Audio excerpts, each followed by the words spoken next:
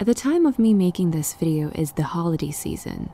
It's a jolly, cozy time. So what do I decide to do on my channel? Yes, discuss murder.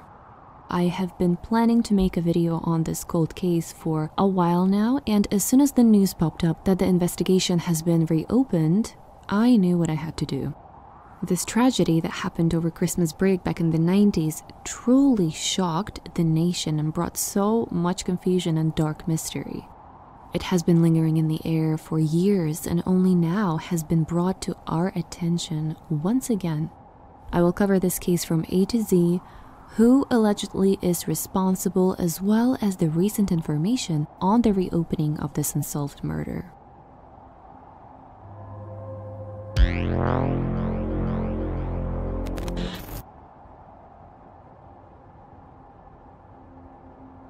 On December 26, 1996, JonBenét Ramsey's body was discovered in her family's Boulder, Colorado. Around 8 hours after her parents reported her missing, the young beauty queen was discovered by her father in the home's basement. She had been beaten, strangled, and covered in white blankets while being chained above her head, her wrists taped shut, as well as her lips. Police immediately suspected her family of being the murderers. However, in the 2009 DNA evidence obtained from the child's clothes cleared JonBenét's parents and brother.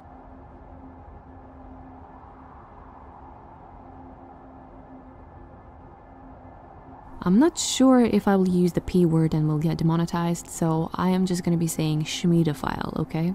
Schmiedophile reportedly confessed to killing 6-year-old JonBenét Ramsey in a series of letters to a former high school friend on January 10, 2019, according to a report.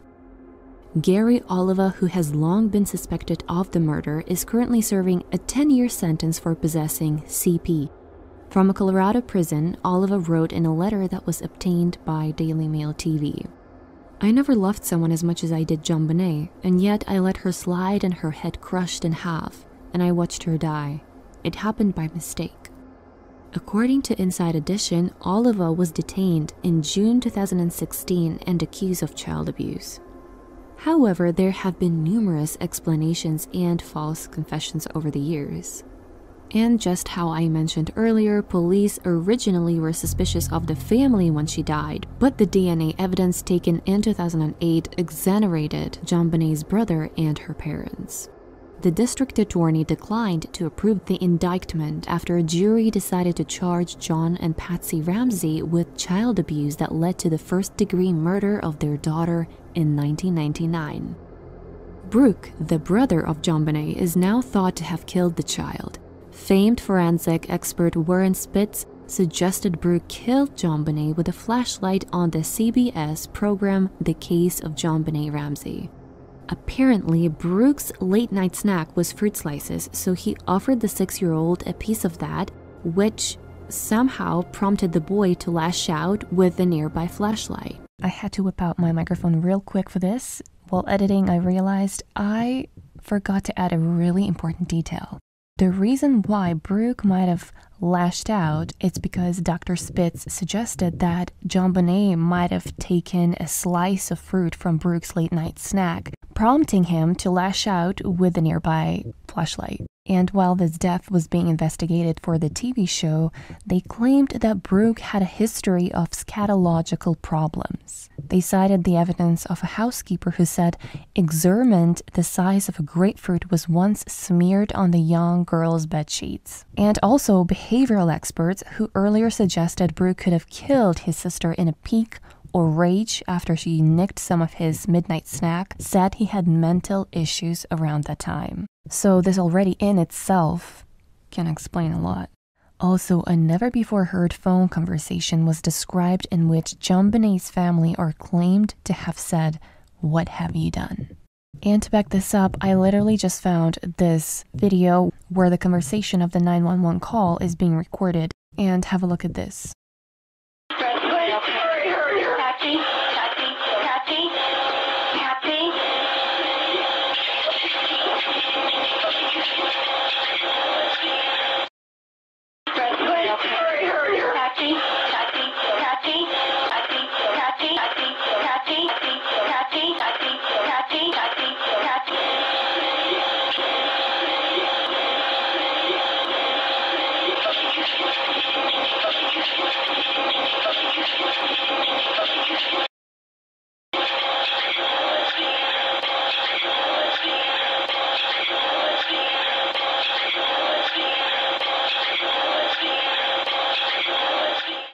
So yeah, whether you hear what is being written on the video or not, take it the way you deem is right. Now let's get back into the continuation of the video.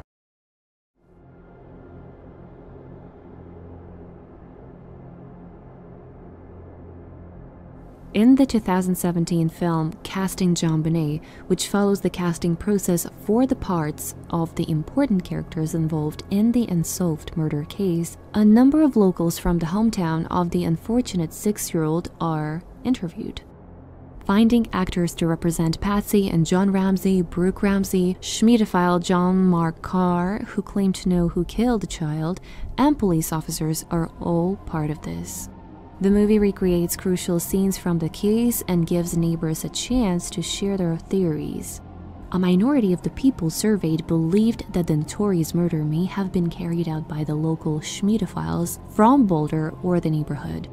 One of them claims, "There was a lot of discussion that a CP ring was operating in the Boulder." Casting JonBenét is available on Netflix, of course, another film based on a real-life tragedy. I find it so weird as to why we even need those when we've got all the facts and information already. We've got the documentaries, we've got the stories, we've got articles and everything. It's honestly so strange, but I digress.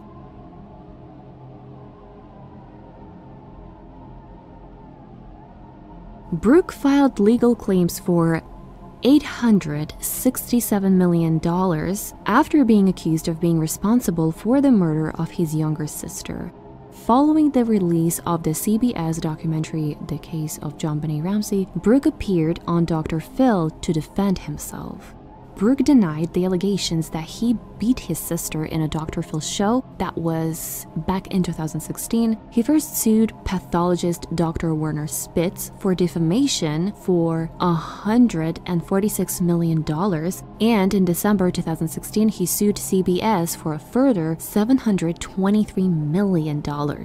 BRUKE also argued for the family's innocence and defended his mother, who passed away in 2016 from ovarian cancer. However, as he appeared to smile while describing the night his sister's body was discovered, the 29-year-old received harsh criticism for his creepy body language. And honestly, I now see why. The legal dispute with CBS was resolved in January 2019 for an unknown sum.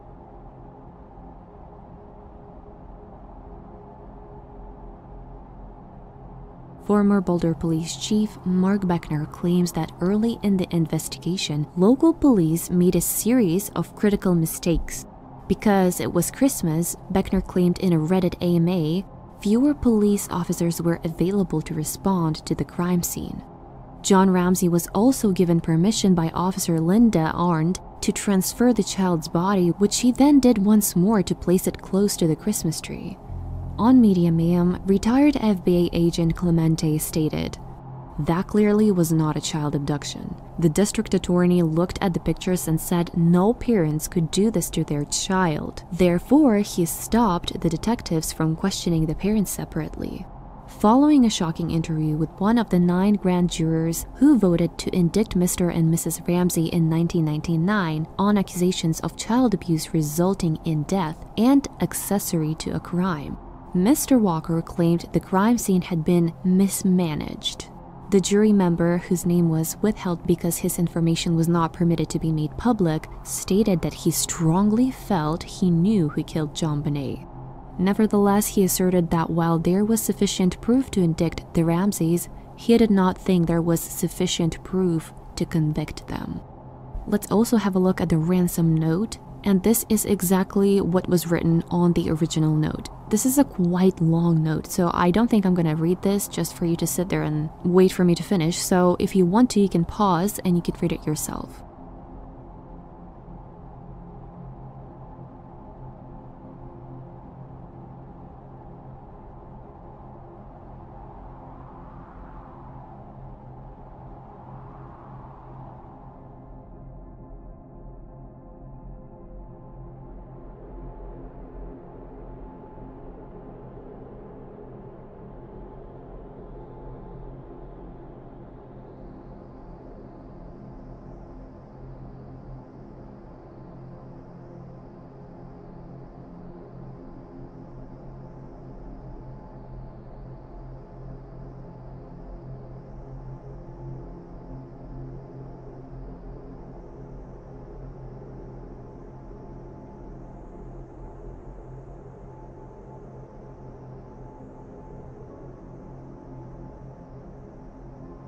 The claim by Patsy Ramsey that she had discovered a ransom note seeking $118,000, exactly the amount of John Ramsey's bonus that year, may be the most continuous piece of evidence.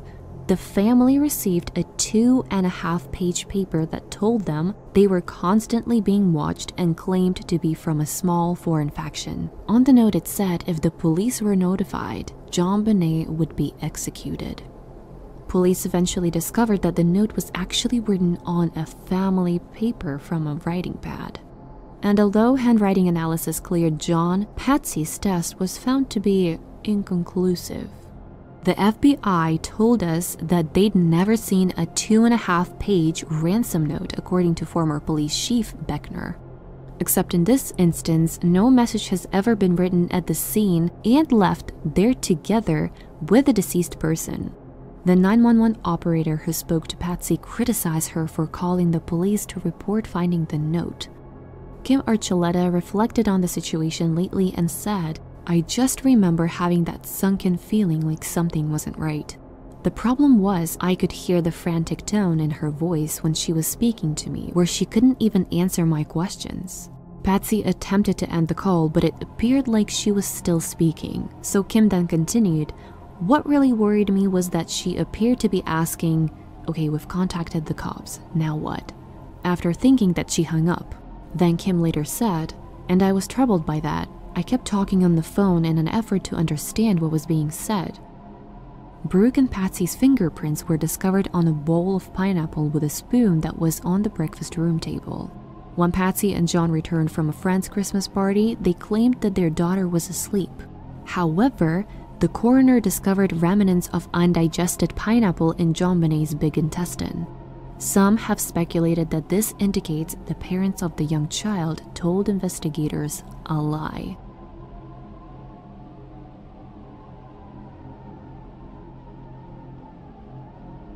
Despite the fact that no one has ever been accused of murdering her, her death was classified as homicide. The 26-year-old case will be investigated by the Colorado Cold Case Review Team, which is made up of forensic specialists from all throughout the state, according to the Boulder Police Department. Additional analysis will be done whenever technology exists that can dependably evaluate forensic materials for consistency with case-relevant evidence. Investigators have already examined about 1,000 DNA samples, combed through over 21,000 tips, letters, and emails, and traveled to 19 states to talk with or conduct interviews with more than 1,000 people. In recent years, investigators have used DNA profiles from murder sites and DNA test results provided online by people doing family tree research to pinpoint suspects in unsolved crimes. The specifics of the crime and the video footage of JonBenét from the pageants made the case one of the most well-known mysteries in the US and sparked a number of true crime books and TV specials. And that is all that there is to know as of currently.